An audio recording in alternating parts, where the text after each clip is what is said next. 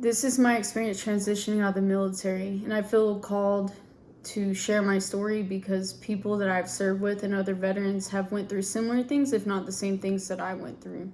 And so I'll just kind of tell experiences that I've had and try to do it in order the best way that I can remember. And so a little about me: I was active duty Army. I was stationed in Germany. My MOS was in communications. And I got out at the end of 2019. It was right before Christmas and the COVID thing. And the first thing was the airport. My mom and my niece were there to pick me up. And when I saw them, I was overwhelmed with emotions of like I missed out on a lot of time. Because when I left, my niece was really small. And now she's walking around and speaking. And it was a shock, because I know people would mention culture shock. I didn't know if I'd have that, or I didn't think everything that I experienced was going to happen the way it did. And so that happened, got home, and kind of feeling out of place, and New Year's rolled around, and I couldn't handle like bickering if people were arguing, because I'm like, you don't realize what you have or how grateful for the people around you, and to have them there with you was like, why are you arguing? It was like, you're arguing over what? You're bickering over what? It was like, shit that doesn't matter. And so that was one thing. And then I started having this feeling like I didn't belong there. It wasn't home anymore. I went back to my hometown. And I just wanted to leave and go back to Germany. So I started having guilt over that. Like, I remember I was sitting in my car drinking and everything. And I was just like, I really don't want to be here. Like, this isn't home. I didn't know how to feel. It was like confusing. And I just knew I want to go back to Germany. I think maybe my family could have picked up on that.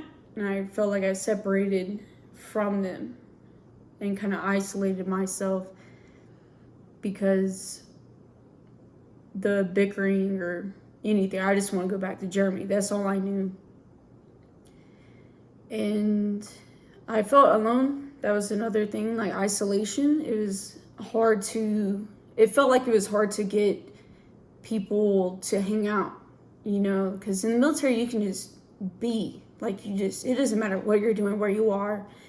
And for people that I knew in my hometown or people I went to high school with, it was like you had to rip their tooth out or something to get them to just spend time with you. So that was something else. I was like, damn, because I didn't care if you just have a bonfire, you sit in a parking lot, you sit in a car. I didn't care. It didn't take money or anything, just to spend time with me.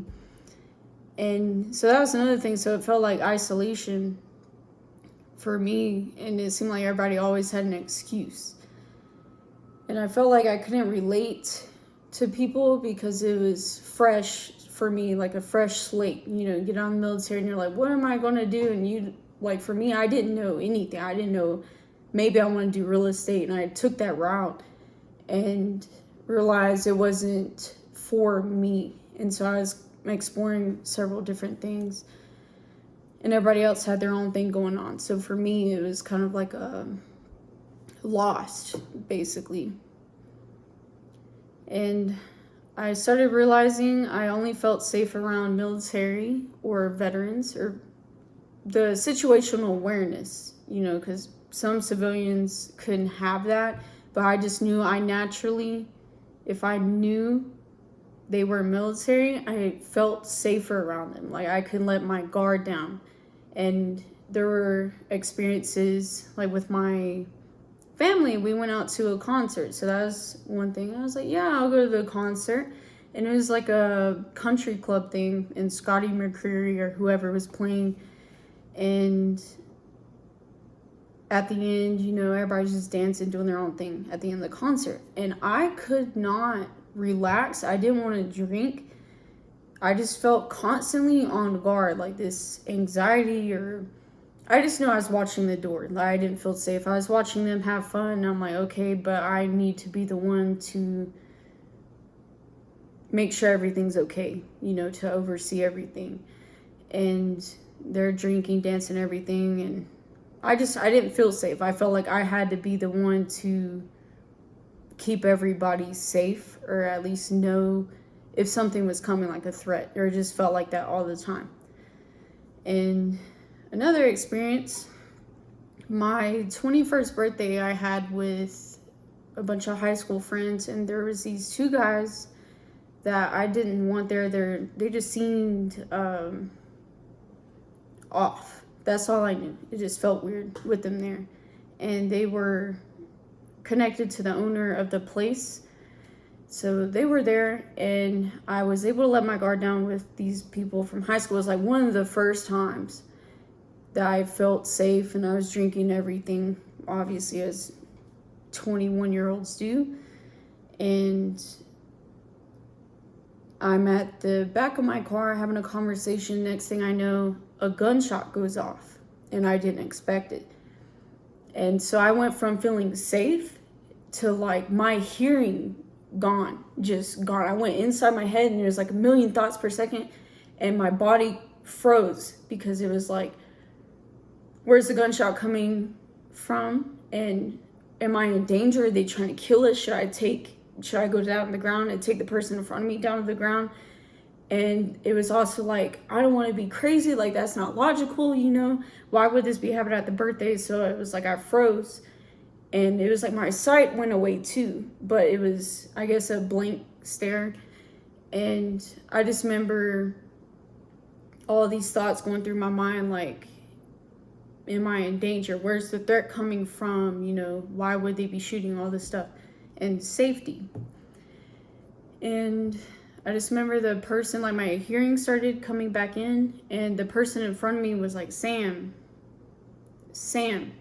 And then I could kind of see, because the person who shot the gun was like, haha, I got you. Like, it was a jump scare thing, which is dumb. Like, what? Like, why are you shooting off a gun in a lake, you know? And it was just, okay, like, oh, this is funny to you. And to me, I went to survival mode. I thought I could die, basically.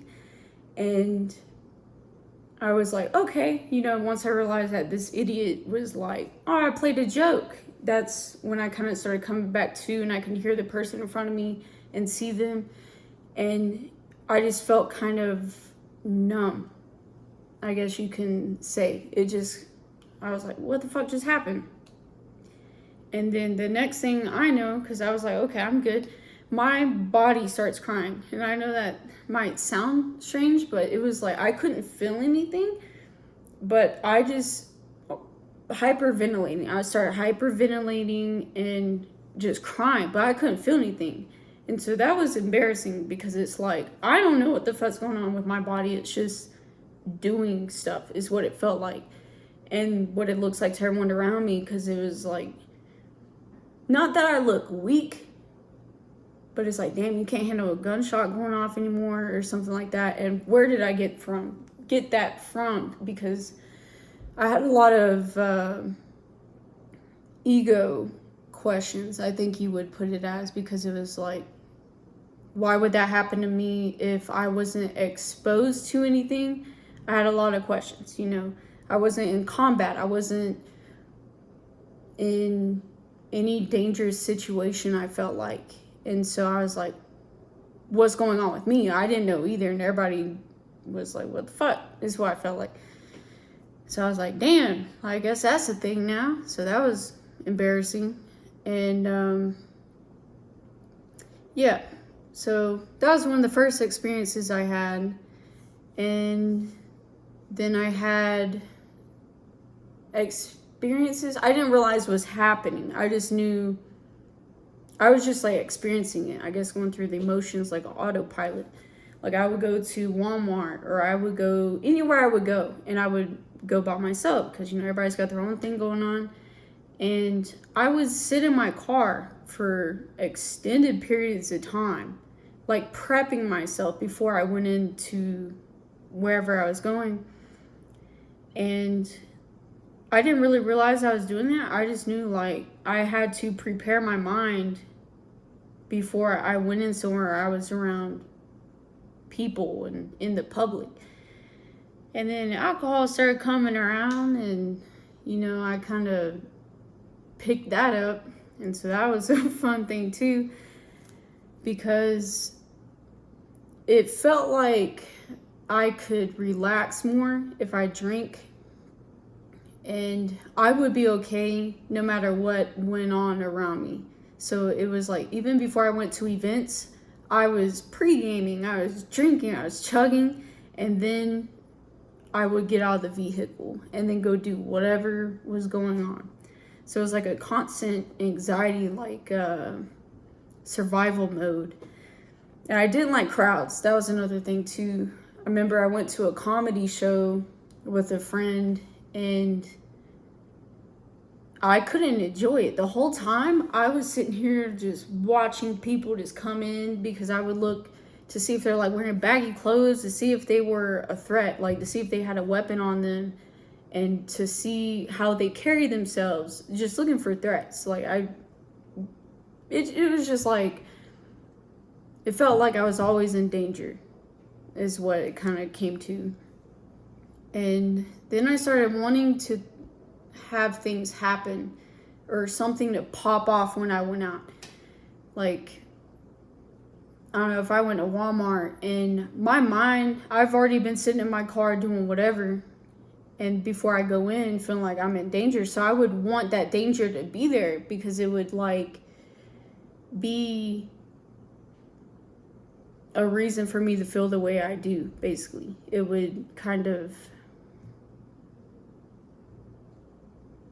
verify it, if that makes sense. It was just like, okay, I feel this way, and here's why, but it's on the outside of me. Like, there's a reason I'm feeling this way. And so I was wanting things to happen, because it was like, if I'm feeling this way all the time, it might as well just, I want it to happen. I want to do whatever's running in my mind, whether it's like protecting other people or protecting myself, like the survival mode. I didn't want it all in my head. I wanted it to like start happening, so I wasn't crazy, It's kind of how it felt. And there was other things that were weird. I felt like I didn't want to sleep in my bed, and I was sleeping on the floor, and my floor where I was laying, you can see, like, if someone came in the room, they couldn't see me when I was laying on the floor, because I was like behind the bed. It was like the door, my bed, and then where I was laying. And so when I could see if someone was walking in, they couldn't see me. And so that was another thing. I just felt like I needed to be down low. I didn't feel comfortable sleeping in my bed. I just felt like I needed to be down low. I didn't feel safe sleeping on my bed. And so that was something else. I didn't know why that was happening. And then I had an experience where I drove, it was nighttime, middle of the night, and I drove to a CVS. And when I got there, I pulled up and I started doing the same thing as I usually do. And I sit there and I'm prepping my mind or whatever. But I became conscious of what was going on. And, I'm sitting there and I'm like, okay, I'm looking around the parking lot. I'm like, it's nighttime, and I know it's very late, and I see there was 2 vehicles in the parking lot. And I'm like, okay, this would be the perfect time to rob somewhere. What the fuck? Like, that was what I was thinking. And so I'm like looking at CVS, I'm looking at the cars, and I was like seeing the CVS as if like, where would I protect myself? Like, how would I protect myself? And like seeing the layout in my head of all the exits, because obviously they have exits in the back and stuff, so I'm trying to see it in my mind of the layout, and all this stuff is happening, and I just kind of came to like, what the fuck am I doing? Like, you're ready for an active shooter situation, basically. You're ready for someone to rob the place, and I didn't even go in the CVS. I was like, what in the fuck's wrong with me? And then I started realizing why I've been sitting in my vehicle so long before I would go into a public space or before I would go to any event. And after that, it went into overdrive, because then I started realizing what my brain was doing. Like, even when I went to the concert with my mom and my sister, I was ready for someone to walk in with a gun and just like spray bullets. And I'm like, okay, what the fuck? Because I had a lot of ego things in a way, or questions, because it was like, I shouldn't be having that. Like, I had, to me, a vacation in Germany. I didn't see or touch anything, you know? And so those questions started popping up. I was like, how do I ask for help for something that I don't have an experience from? Because they'll say, okay, what was your traumatic experience, or what was going on? And I'm like, I don't have one. And they're like, what? So how do you ask for help if you don't know where it came from, if that makes sense? Because I'm like, people have been there, or they've had worse experiences. So what is this? Like, why am I like this?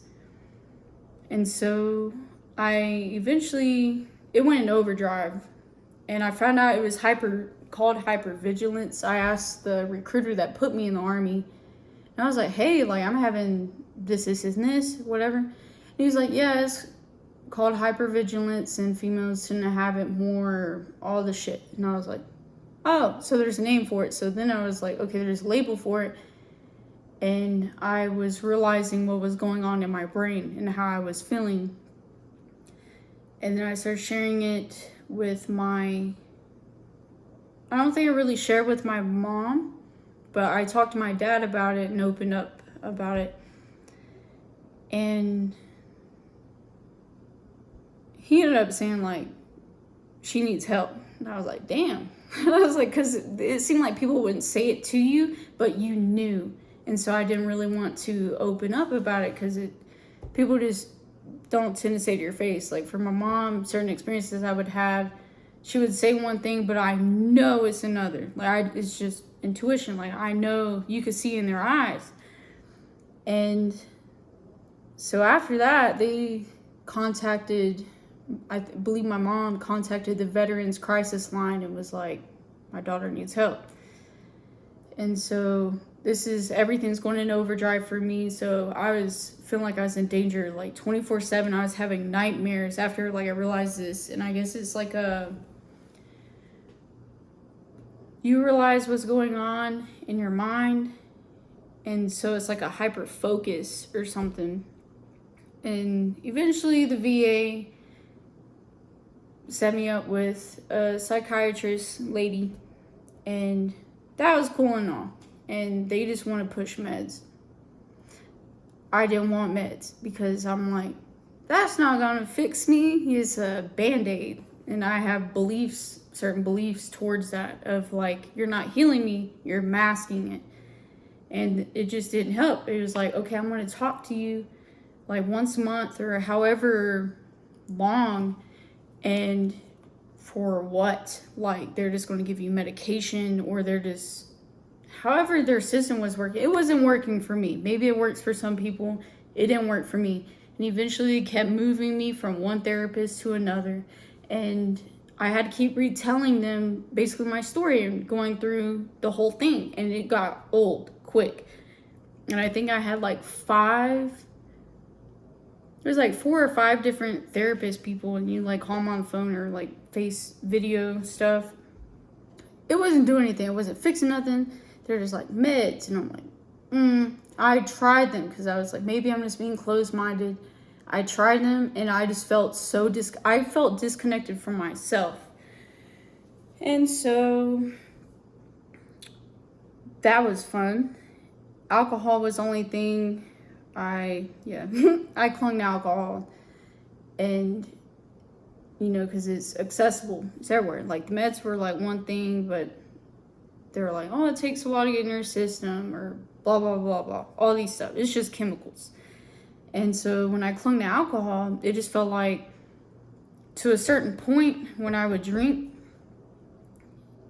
my thoughts went clear. It was just like peaceful when you drink enough. Like when you drink a certain amount, it was like peaceful. I don't know how else to explain that. It was just like quiet. And if anything happened, I'm like, it'll be okay. And so I clung to alcohol. I was kind of like an alcoholic for a while.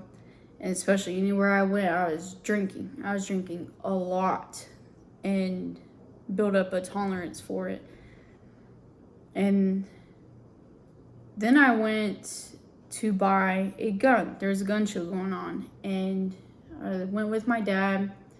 And we're looking around. And I found a 9mm.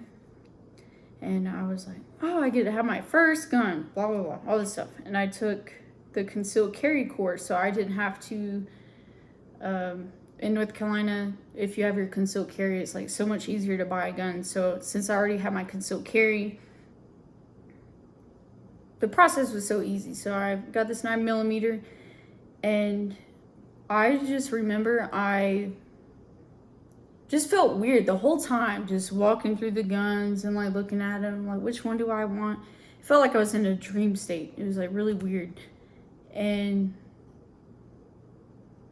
I found the one I wanted, I bought it, and I just remember like I put it in my chest like this, and my body started crying. Like it's so weird. Like I wouldn't feel it, but it was just like my body's, here we go. This is what we're doing. I'm like, oh shit, because it's embarrassing. I couldn't control it.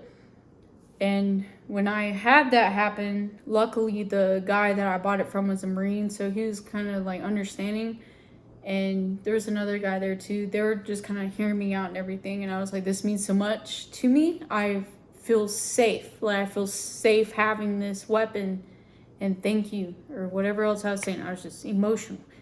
My dad, he was like looking at me like, we need to leave. You're looking crazy. You're looking crazy as shit. You're crying like you look like you're probably about to kill everybody in here.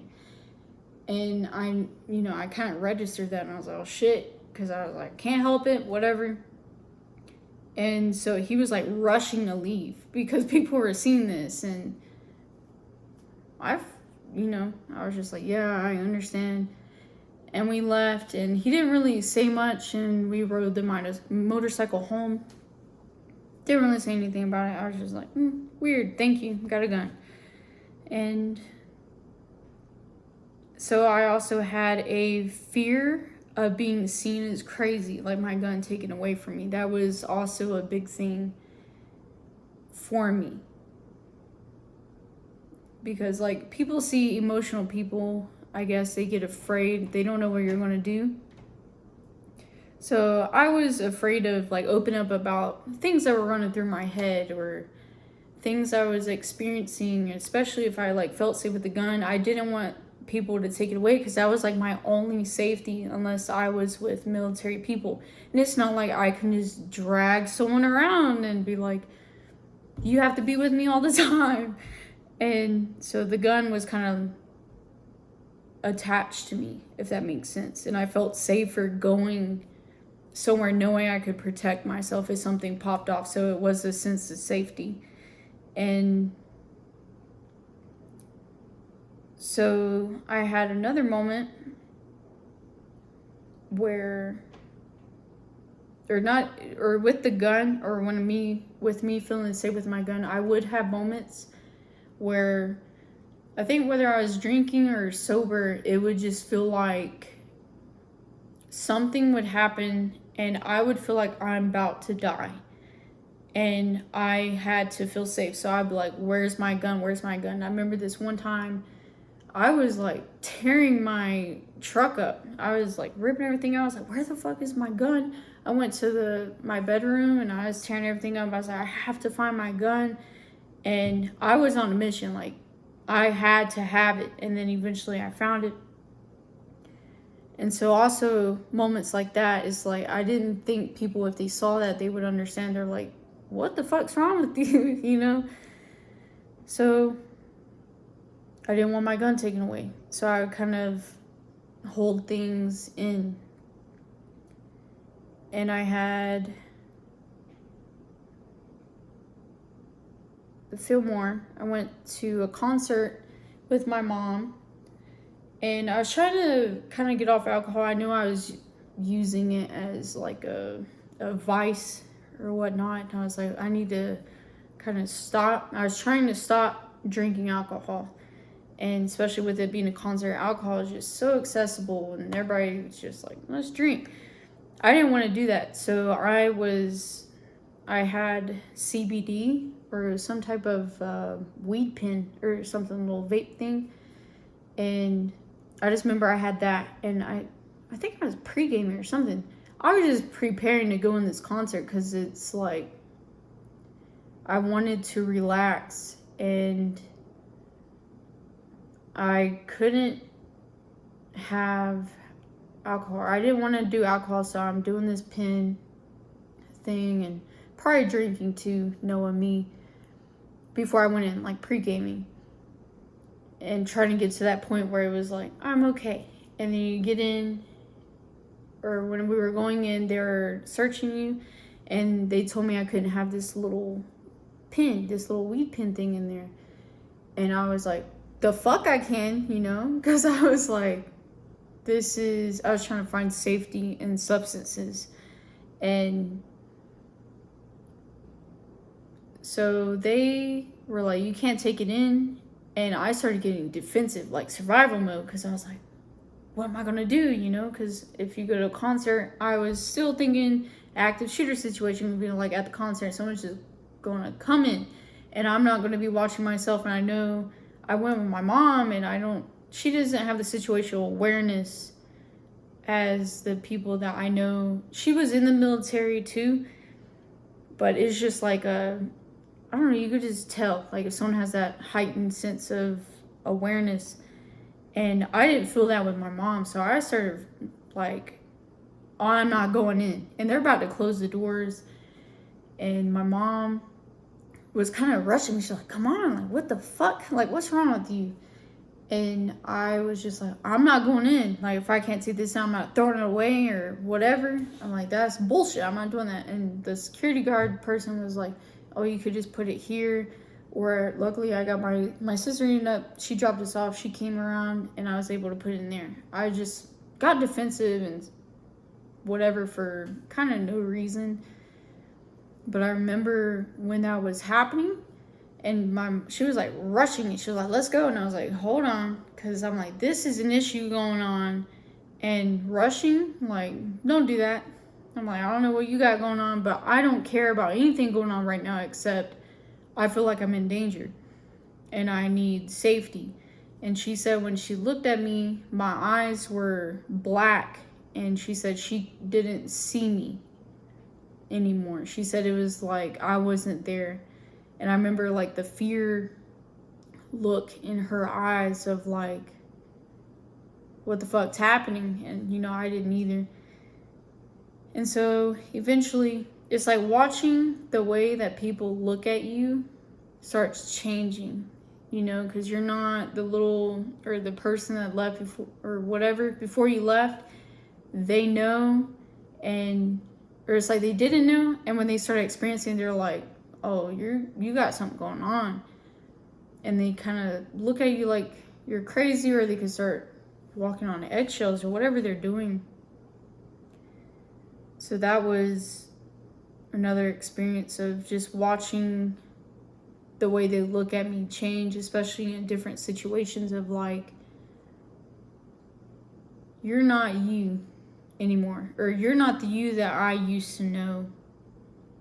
And so that was kind of heartbreaking. It was almost like they were afraid of me. So I had another experience where I was drinking a lot, and the only sense of safety I had, I believe the other person understood, and there was other people involved, and they thought I was gonna kill somebody basically. And I just remember I took the gun and I was like holding it myself. They handed me one, and I was just like, I felt safe having that. And with everything going on around me, like I didn't care. I was just like, okay, like I feel safe. And they were talking like they were trying to take the gun away from me, and my sister got involved, and you know, they just saw whatever I just did. And for people to see violence come from me in a way, but it's like a protective violence, they didn't look at me the same, because they said, like, I got in the car and I was just sitting there like a robot. And then I went home and I had a gun and I was like, I'm just gonna go to sleep now. You know, I let out whatever I've been holding in. And my sister kept saying, like, I need all the guns. She was just like coming at me. That's what it felt like. Like, her energy was like, I need it. Like, you don't need guns and stuff. And I was like, get the fuck away from me, you know? And I just knew I had the gun and I felt safe. And she came down there to take them away from me. And she took mine from me, but there was another one there. And I found that and I was like, oh, maybe she doesn't know. And I was just trying to go to sleep. She came down and got involved. And I got so mad. I took this gun and I slammed it on the ground. And I was like, if you want it, take it then. And I just knew I was in survival mode. And eventually, you know, they were like, she would have admitted me to a psych ward or whatever, just admitted me somewhere because they were afraid of me. And I didn't mean for that to happen. I just wanted to feel safe, and it felt like no one around me understood. It just felt like I'm here on my own and I'm not safe with these people. They want to take away my safety. That's kind of what it felt like. And in my head, I was imagining, like, I need to leave here and just go, like, sleep in the woods or just get away. And I didn't really have anybody to, like, go to. So it was just, like, go to the woods. And I'm like, if I do that, then they're going to be, like, send the cops after me. And I was like, it was just too much. So I eventually just felt helpless. Like, I remember I was on the phone and I was just crying, and I felt so helpless. And there's not much you can do unless people understand.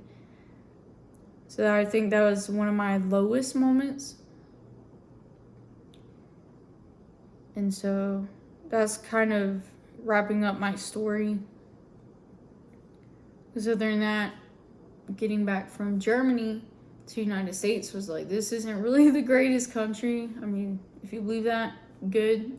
Because I believe, like, if we believe it, we perceive it. And we just have a lot of chemicals in our food.